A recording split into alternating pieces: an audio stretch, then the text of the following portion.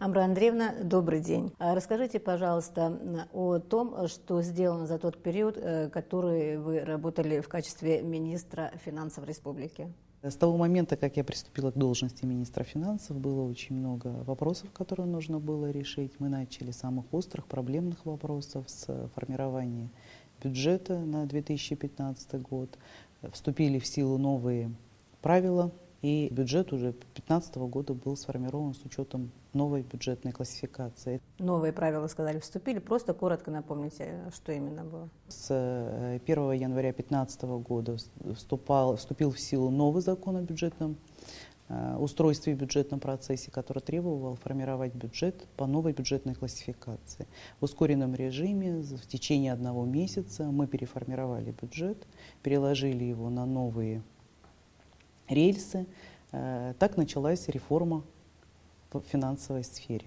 Какие наиболее важные задачи стояли перед вами? Я назову основные и главные проекты, которые вело Министерство финансов. Это технически сложные проекты, каждый из них. Точно тоже решалось много проблем, но остановлюсь на самых важных проектах, которые мы завели. Это первый, очень самый сложный, на мой взгляд, проект. Профессионально очень важный. Это новые правила бюджетного учета, новый план счетов бюджетного учета и новые требования к формированию бюджетной отчетности. Пожалуй, это самый сложный проект. Он сейчас находится на этапе внедрения. Разработан весь функционал по нормативке, по методическому руководству и инструкциям. Следующий проект тоже важный, он у всех на слуху, это казначейство. Мы поменяли систему исполнения бюджета, перешли от банковской системы к казначейской системе исполнения бюджета. Тоже на этапе внедрения. Это очень сложный проект был, но мы его запустили вполне успешно, на мой взгляд. Следующим проектом нашим было это изменение порядка оборота акцизов. Этот проект находится на этапе внедрения сейчас, 31 августа будет стартовать пилотный проект. Еще один проект тоже очень важный, это билетно-кассовый учет и переход на электронный билетно-кассовый учет. Его внедрение должно начаться в ноябре текущего года. И вполне успешный проект, в который мало кто верил, это переход на начисление заработной платы на банковские карточки. Уже более 70 бюджетополучателей переведено в течение года на получение зарплаты на банковские карточки. Но по объему самого бюджета финансирования пока это 50%. То есть по количеству это порядка 70%, а по объему бюджетных ресурсов это порядка 50%. Мы поломали старую систему, начали создавать новую систему. Многие скептически к этому относились. Вообще сама реформа, сегодня идет реформа в финансовой сфере, это сложные, безусловно, процессы. Но часто звучало, что многие пытались, но, в общем, попытки ничем не увенчались. Но даже на примере казначейства как бы не сопротивлялись этой системе. Эта система заработала. Сегодня она стоит на 2 ногах, на мой взгляд. И откатать назад эту систему невозможно. Мы живем в новых финансовых реалиях. Вы сейчас покинули свой пост, этим будет заниматься новый человек. Скажите, потребуется ли много времени для того, чтобы войти в курс дела и как-то это продолжить оперативно? Или вы все-таки думаете, что и новый человек может сразу подхватить то, что вы начали? Конечно, как бы те проекты, которые мы ведем, по казначейству проект заработал. Сейчас нужно систему просто поддерживать в рабочем состоянии. Самое сложное в проектах — это их внедрение, потому что министр здесь должен выступать локомотивом. Дальше начинается уже профессиональная работа, она основывается на опыте и профессионализме тех людей, которые как бы продолжают эту систему. То есть в вопросах казначейства никаких проблем вообще не вижу. Казначейство заработало, только эту систему в рабочем состоянии нужно поддерживать. То, что касается нового бюджетного учета, предстоит еще много сделать, но еще раз я говорю, мы сделали самое главное, самое основное, чего у нас вообще не было. Мы разработали методические рекомендации и инструкции по ведению этого бюджетного учета. Я чуть-чуть расскажу об этом проекте. Он для меня как бы с профессиональной точки зрения, я больше всего горжусь этим проектом. В ноябре прошлого года запустили проект по реформированию бюджетного учета и отчетности, пригласили специалистов для мониторинга ситуации, которая по факту действовала на тот момент. Среди специалистов, кстати говоря, был один из бывших министров Советского Союза, Раевский. Они знакомились с ситуацией, в том числе посещая бюджетополучателей, тех, кто непосредственно ведет учет и составляет отчетность.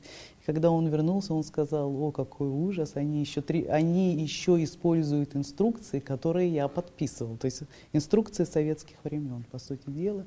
То есть бюджетный учет, по большому счету, основывался на советской практике, а то, что должно было соответствовать вот нынешним условиям, просто делалось интуитивно. И не было идентичности в отчетных данных. То есть сопоставить эти данные крайне было сложно. На сегодняшний день разработано такое количество нормативной документации, которая подробно рассказывает, как нужно вести учет и как нужно составлять отчетность. Это порядка 2000 страниц, которые разработаны. Это инструмент, которым может управлять уже сам бухгалтер. Если для сравнения, то до момента введения это было несколько инструкций, порядка 70-100 страниц, где найти ответы на вопросы практически невозможно было. Сегодня можно найти ответы по бюджетному учету и отчетности как минимум 80%, на 80% вопросов, которые возникают у бухгалтера. И, наверное, самая большая моя гордость в этом проекте — это то, что разработан проект учетной политики. Вообще осуществлять бюджетный учет, не имея учетной политики в конкретной организации, это неправильно, и невозможно достоверно вести этот учет. Мы разработали такой документ, как проект учетной политики. Кстати, не многие страны могут похвастаться, что у них есть такой нормативный документ. Он введен в действие моим приказом. Все, что нужно сделать бухгалтеру, вписать туда только наименование своей организации и из нескольких способов учета выбрать тот способ, который наиболее приемлем для этой организации. Уже искать специалистов, пытаться платить деньги за то, чтобы разработали положение по обороту бланков строгой отчетности, по командировочным расходам, представительским расходам и так далее, не нужно. Весь этот инструментарий находится внутри той учетной политики, которую мы предложили. То есть этот инструментарий, он на практике будет полезен предприятиям, организациям республики? Вопрос идет только о тех, кто финансируется за счет средств бюджета, только для бюджетных организаций. Он на практике будет еще, возможно, их будет использовать и в коммерческих организациях. В принципе, правила учета в этой части идентичны. Поэтому и для них он тоже будет, этот инструментарий очень полезен. Один из проектов казначейства и ряд других проектов, о которых вы рассказали. Мы плавно, на самом деле, переходили без каких-то войн, эксцессов и так далее. И может показаться, что этот процесс шел гладко. Безусловно, это реформа. И сделать все сразу быстро и правильно невозможно. Ведь все вопросы были в правильности заполнения платежных документов, и не более того. Система работает в автоматическом режиме. Если она увидит, что электронно платеж заполнен неверно, эта система не может пропустить этот платеж. А платежку заполняет конкретно бухгалтер конкретного учреждения. Казначейство этим не занимается. Казначейство только проводит эти платежи. Когда мы работали над каждым проектом, в каждом случае мы изучали, как сделать эти проекты удобными для тех, кто пользуются этими системами, потому что все проекты основаны на автоматизированных системах. И, к примеру, допустим, в проекте казначейства мы предусмотрели смарт-бюджет. Те бюджетополучатели, которые работают вместе с казначейством, в рамках смарт-бюджета имеют прямой доступ к своим лицевым счетам. Что значит смарт-бюджет? Это электронный бюджет, через который можно попасть в систему и видеть в электронном виде, в режиме онлайн, все свои лицевые счета и движения по своему конкретному счету. Раньше таких возможностей не было. Это дополнительный функционал, который казначейство, думая, как мы можем облегчить работу наших конкретных бюджетополучателей, как для них сделать интересным казначейство, был этот функционал дополнительно по смарт-бюджету сделан. То есть теперь каждый бюджетополучатель, если он подключается к смарт-бюджету, может в режиме реального времени спокойно управлять своим бюджета. А много организаций подключились к этой системе? Нет, к этой системе пока немного организаций, но на самом деле тенденция очень хорошая, как бы быстрыми темпами подключаются к смарт-бюджету.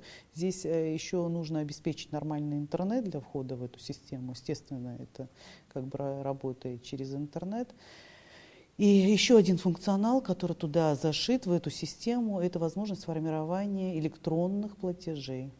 Но и уже сегодня они могут делать электронные платежки и по почте пересылать в казначейство, но казначейство обрабатывать эти электронные платежи, оно может рассматривать в оперативном режиме просто и говорить, где какие ошибки допущены, чтобы платеж быстрее прошел, но для того, чтобы платеж прошел, пока еще нужно прийти в казначейство и принести платежное поручение, подписанное вживую, да, руководителем и бухгалтером. Но на будущее заложили возможность обмена электронными платежами, когда не нужно будет приходить в казначейство, когда начнет функционировать электронная подпись, просто нажатием одной клавиши платежка будет направлена в казначейство, и казначейство уже с учетом электронной подписи, которая будет легитимна, перенаправит этот платеж через банковскую систему для оплаты. Так уже работает Минфин с Национальным банком достаточно давно. Теперь важно, чтобы эти циклы запустились для наших бюджетополучателей. И сколько вы в общей сложности проработали в качестве министра финансов? Ну, неполных 2 года получилось. Что было самым сложным? Вообще, Министерство финансов – это одно из самых сложных. Министерство – это ключевое министерство. Ни на один день финансирование не может быть прекращено. А проблемы с финансированием всегда существуют не потому, что периодически существуют кассовые разрывы, да, нехватка денежных средств, а потому что это вопросы с оформлением документов и с правильностью проведения тех или иных платежей. Это та работа, которая шла ежедневно. Но сегодня я, оглядываясь назад, у меня только хорошие впечатления о работе в министерстве, потому что очень много заведено проектов. Как вам сказать, я удовлетворена тем, что я сделала, потому что сделано очень немало. Главная задача, которая стояла передо мной, внедрить казначейство, потому что после его внедрения откатать систему назад уже невозможно. И с этой главной задачей, я думаю, мы справились всем коллективом Министерства финансов. Но и другие проекты тоже технически сложные, это по обороту акцизов, это по билетно-кассовому учету. Эти проекты мы вели 1,5 года. И их этап внедрения наступает, этого первого проекта по акцизам, только 31 августа. И по билетно-кассовому учету этап внедрения будет только в ноябре. Мы работали, прописывая, мы знаем каждый бизнес-процесс и бизнес-цикл, который зашит в этих проектах. Да, это все нужно было проработать, определенные договоренности достичь, провести как нужно документы через правительство. И это рабочие проекты, которые нужно поддерживать. Внедряться в эти проекты крайне сложно, потому что нужно понять вообще, что в основу этих проектов заложено. Но очень важно, что эти проекты уже на этапе внедрения, все основы подготовлены, их просто нужно будет запустить. Вот проект по акцизу, например, по акцизным маркам, да, почему он очень важен? Мы старую систему поломали, мы начинаем создавать новую систему. В рамках старой системы мы просто заказывали акцизные марки, они как бумажки к нам приходили.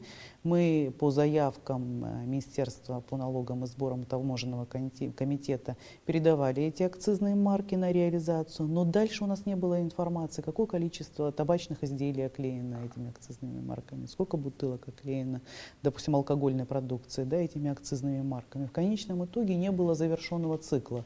Мы вообще не понимали, какая связь существует между количеством выданных акцизных марок и сколько в конечном итоге в бюджет в виде акциза поступило и сколько мы собрали акцизов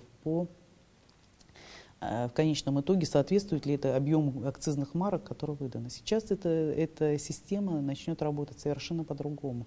Во-первых, в проекте участвует Госзнак, и это автоматизированная система. Когда уже на этапе заказа акцизной марки, в системе уже эти акцизные марки будут учтены. Когда появится отгрузка, мы сразу в системе увидим, где находится по номеру, да, и количеству, какие акцизные марки где находятся. После отгрузки мы будем знать, если они переданы в Министерство по налогам и сборам, в таможенный комитет, мы точно будем знать по номерам акцизных марок. у кого сколько и какие акцизные марки находятся на реализации. И после того, как Министерство и Таможенный комитет передаст производителям, да, и реализаторам эти акцизные марки, мы также будем знать, у кого эти акцизные марки находятся. И в режиме онлайн мы просто будем контролировать все акцизные марки, которые движутся в системе.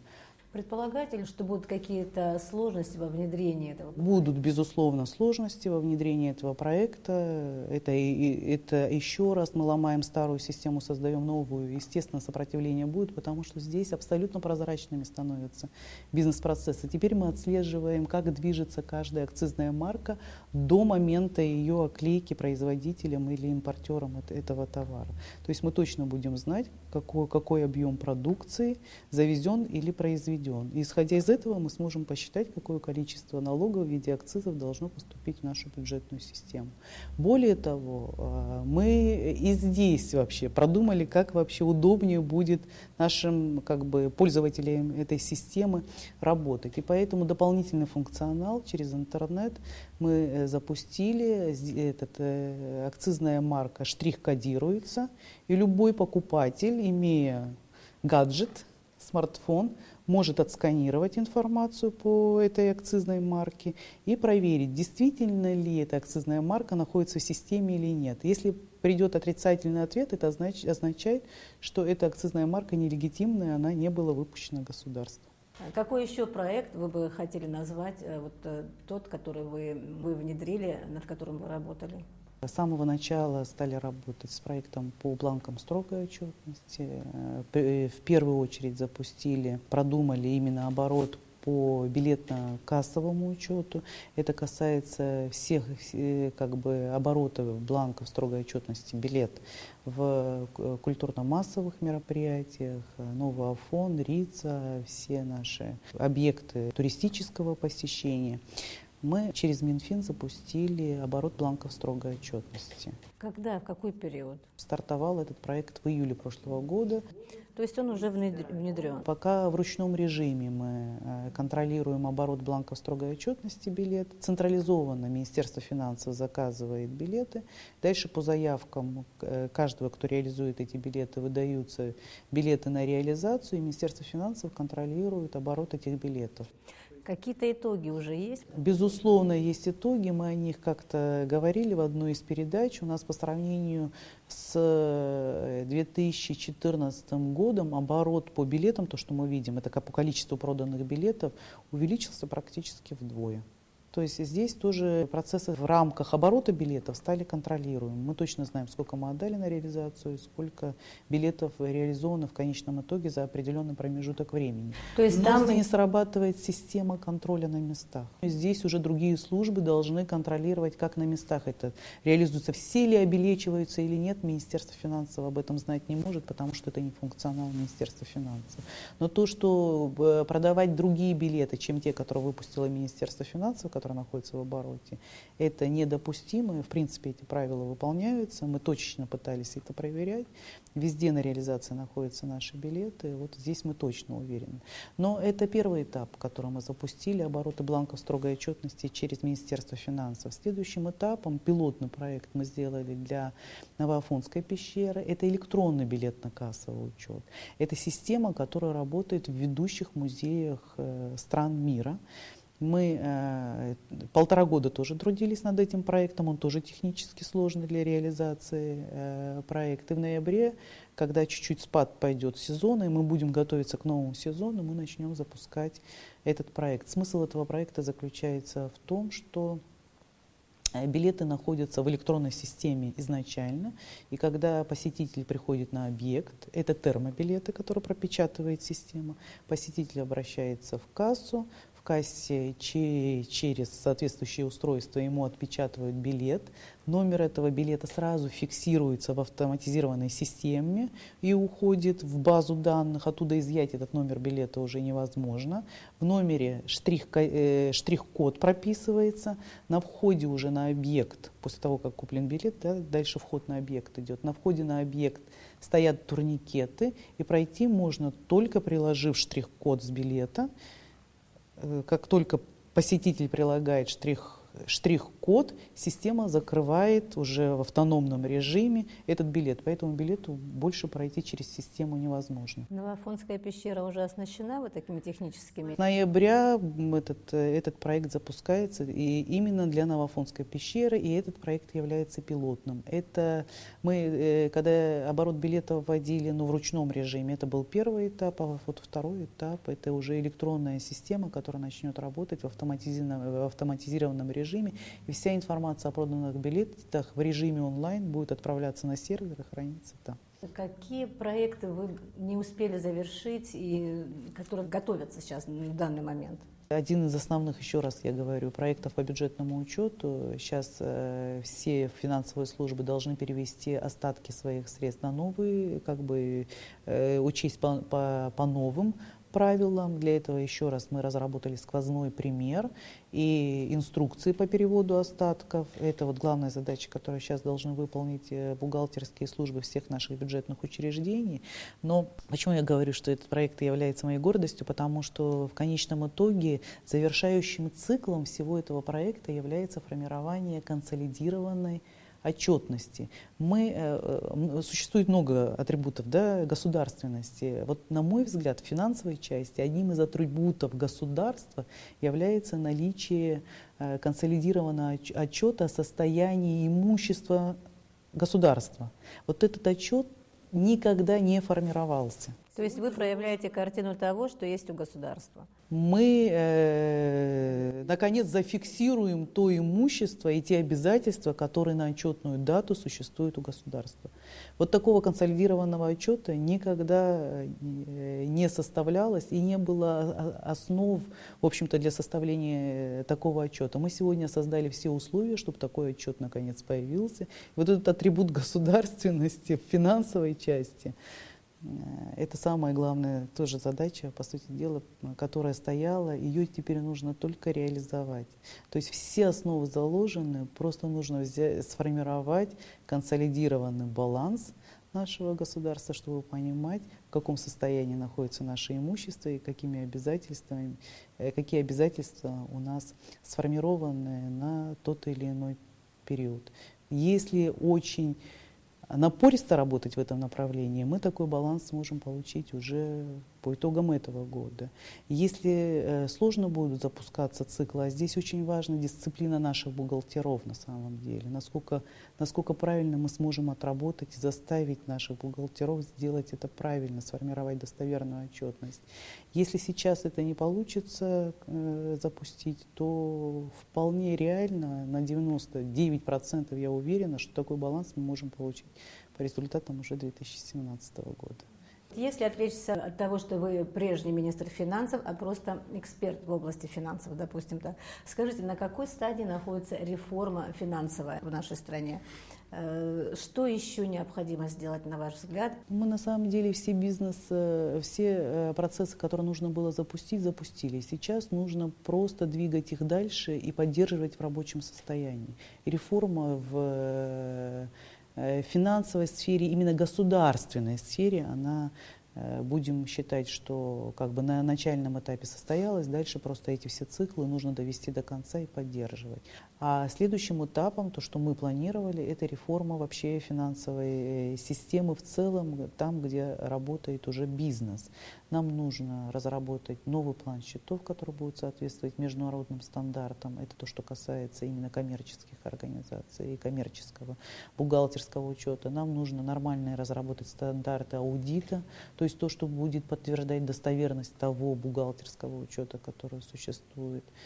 Ну и еще ряд вопросов, которые нужно будет прорабатывать, в том числе то, что касается и лицензирования финансовых институтов и так далее. Но это уже точечный вопрос.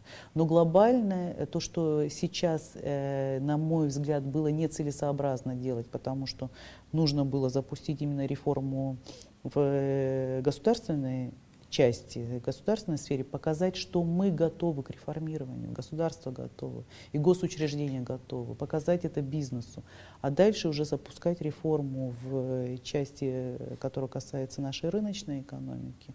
И я думаю, что уже нужно в 2017 году соответствующие планы готовить по концепциям реформирования в части именно коммерческих организаций. Не будет ли финансовая реформа упираться в проблемы, которые существуют на местах, в специалистов невысокого уровня, допустим, или же в технике невысокого уровня, в техническом оснащении, имею в виду? Если реформа будет пошагово продумана, я не думаю, что это может стать камнем преткновения, потому что никакой разницы нет проводить эту реформу в госучреждениях, да, в госсекторе, или мы проводим эту реформу в секторе рыночной экономики. Мы тоже с этими проблемами сегодня сталкиваемся, но все реформирование должно сопровождаться повышением квалификации специалистов. Мы реформу бюджетного учета запустили, еще раз я хочу сказать, в ноябре. Уже в марте на постоянной основе при Министерстве финансов были организованы семинары, которые читали специалисты высокого уровня, высокого профиля для наших бюджетополучателей. То есть реформы, безусловно, должны сопровождаться повышением финансовой грамотности тех, кто, в общем-то, становится проводником этих реформ. Поэтому любая реформа, если цель, задача поставлена, то как бы сложно не было ее осуществить, но если такие цели, задачи стоят, и мы в этом направлении движемся всеми силами, то она, безусловно, ориентирована на успех, на мой взгляд. И для того, чтобы вообще сами реформы состоялись, завершающий цикл – это контроль эффективности и целевого использования вообще средств государственного бюджета. Это главная задача, которая стоит перед контрольно-ревизионным управлением. Оно функционирует давно, создано при Министерстве финансов. На этапе, когда я пришла в Министерство финансов, механизмы, которые работали в рамках контрольно-ревизионного управления, они не соответствовали тем реалиям, в которых мы живем. И приняли решение, что эту систему тоже нужно реформировать. Запустили эту реформу, запустили буквально недавно, несколько месяцев назад. Но перед тем, как запустили, пришлось приостановить деятельность контрольно-ревизионного управления. И начиная с января по март мы со специалистами контрольно-ревизионного управления, а там работают специалисты высокого профиля, нужно сказать. Просто им нужно поставить правильные задачи для работы. Опыт работы у них колоссальный. И только благодаря тому, что я ориентируюсь на них, мы смогли запустить эту реформу. В конечном итоге реформу мы запустили. С мая месяца пригласили специалистов, которые нам помогают реформировать эту систему. У нас великолепный документ по регламенту контрольно-ревизионного управления появился. Это документ, который любому специалисту без всяких проблем позволяет провести проверку, потому что он от самого первого шага начала проверки до самого последнего прописывает весь инструментарий. И более того, он дает все шаблоны документов, которые должны быть оформлены в рамках проверки. Важен этот документ и потому, что не только тому, кто проверяет, понятны правила игры. Эти правила игры становятся публичными и понятными для тех, кого проверяют. Поэтому они будут понимать и знать, в каком направлении им работать, как правильно строить бюджетный учет, как правильно использовать средства, как эффективно использовать эти средства. То есть правила игры становятся прозрачными благодаря тому, что этот регламент уже разработан и появился.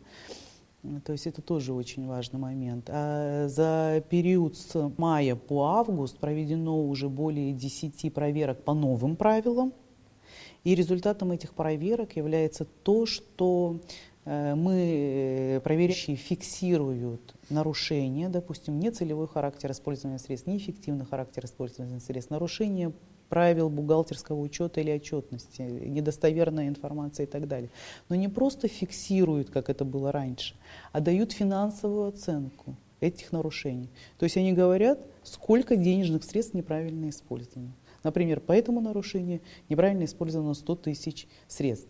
То есть мы уже даем финансовую оценку нарушениям, чего никогда не было. И в проверках это ключевой момент. Ключевой момент в том, чтобы государство могло сказать, насколько эффективно используются государственные ресурсы. И это тоже запущено, и это тоже просто эту систему теперь нужно поддерживать на плаву. И здесь во многом зависит, безусловно, профессионализм контрольно-ревизионного управления. Ну, вы говорите о том, что вот все системы, которые сейчас уже запущены или планируется запустить в ближайшее время, внедрить в ближайшее время, что все они нуждаются в нормальном как бы сопровождении. Будет ли это обеспечено, как вы считаете? Я на сегодняшний день, вот с мая мы пригласили специалистов по контрольно-ревизионному управлению, которые сопровождают эти процессы. Эти специалисты вместе с нашими специалистами выходят на проверку и обучают тому, как, ну, даже сложно сказать обучают, направляют, наверное, так, как механизм этой проверки должен работать, так, как это принято в цивилизованном мире, в общем-то.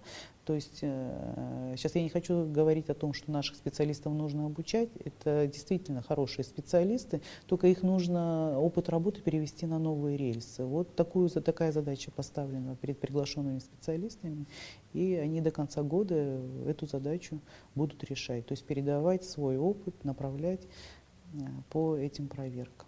Важный вопрос, который был решен буквально в начале августа этого года, это вопрос заработной платы 2015 года по повышению заработной платы из-за задолженности, которая у нас возникла перед государственными служащими и теми, кто работает в социальной сфере.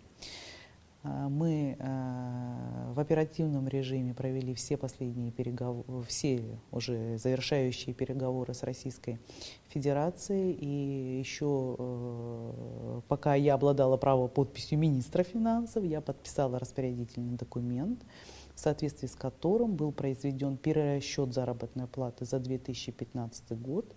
И сегодня запустился процесс полного погашения задолженности по всем направлениям.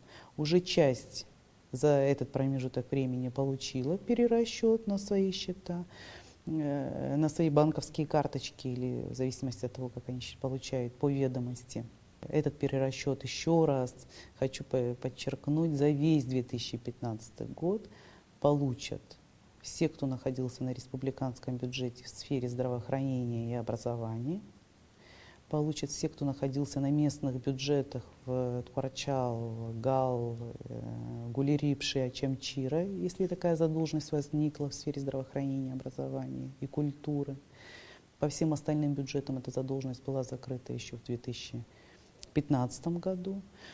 То есть мы сегодня закрыли полностью долги по зарплате, по надбавкам к зарплате 2015 года, и в ближайшее время все эти перерасчеты уже получат. Это важная новость, которую я хочу сообщить. Мы в течение 2 дней подписали межгосударственный протокол с Российской Федерацией. Все, кто в этом участвовал, просто радовались как дети, потому что это была невероятная история. Когда мы начинали этот процесс, мы вели переговоры с заместителем министра труда Российской Федерации, пожелали друг другу, чтобы Бог нам помог в этом вопросе, потому что невероятно было за один день подписать вообще заочно протокол как бы межгосударственного характера.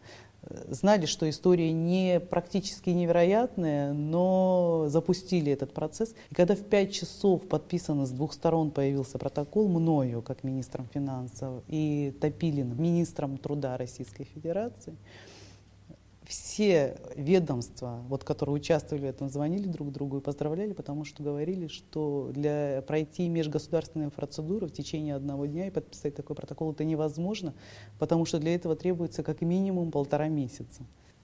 Эту невероятную историю для нас совершили. И в 6 вечера документ мы передали на ратификацию в парламент, и на следующий день документ был ратифицирован. Именно благодаря этому документу мы смогли провести перерасчет заработной платы. И все долги, которые есть перед социальной сферой, они все уже погашаются, все денежные средства находятся на счетах Министерства финансов. Вопрос теперь состоит только в бухгалтерских службах, которые должны просто начислить и выдать эту заработную плату работникам. Амура Андреевна, расскажите о тех судебных процессах, информацию к которым предоставляло Министерство финансов. Мы привлечены более чем к 20 делам в качестве соответчика или в качестве третьей стороны, как Министерство финансов, потому что основными ответчиками являются госзаказчики. Это преимущественно строительные вопросы. Прошлая практика, к сожалению, была такова, что строительно-монтажные работы, оснащение делалось в долг.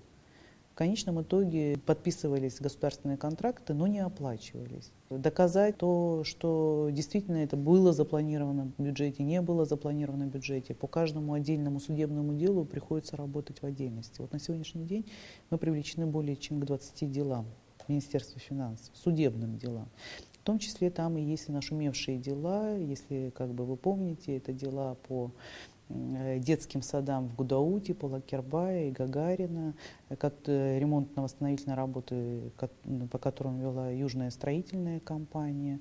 Но эти дела для нас, как Министерства финансов, достаточно успешно закончились. Мы 2 суда по этим детским садам у Южной строительной компании выиграли.